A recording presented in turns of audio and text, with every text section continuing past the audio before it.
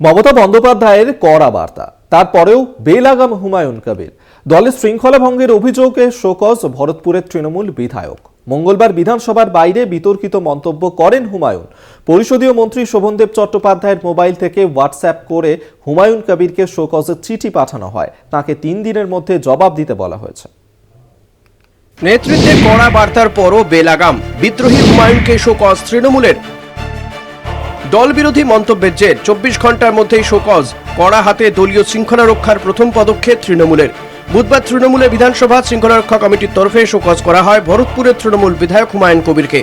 দলের শৃঙ্খলা ভঙ্গের অভিযোগ, 3 দিনের মধ্যে জবাবদিহি করতে বলা হয়েছে তাঁকে। শোকজ নিয়ে কি প্রতিক্রিয়া ভরতপুরের তৃণমূল বিধায়কের? আমি কোনো মন্তব্য করব না।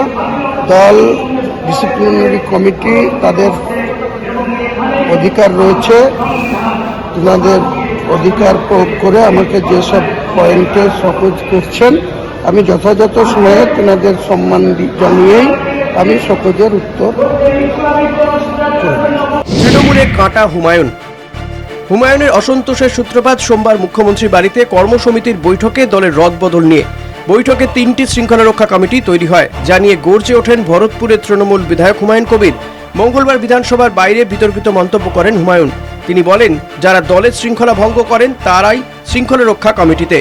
একই সঙ্গে অভিষেক বন্দ্যোপাধ্যায়ের হয়ে ফের ব্যাট ধরেন তিনি। ঠিক কি বলেছিলেন তিনি? এক শ্রেণীর লোকরা তাদের ক্ষমতা খর্ব হবে বলে এখন নেত্রীর কাছে গিয়ে রাত দিন কানের কাছে বলছে যে এই করেন না, এই করো না, এই করো না দিদি, এই করো না।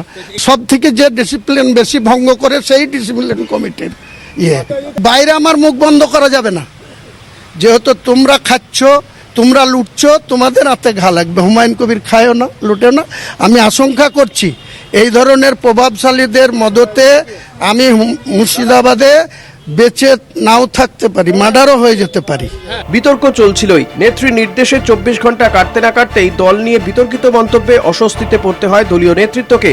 তাই কড়া হাতে দলীয় শৃঙ্খলা রক্ষার প্রথম পদক্ষেপ হুমায়ুনের শোকজ। কলকাতা টিভি।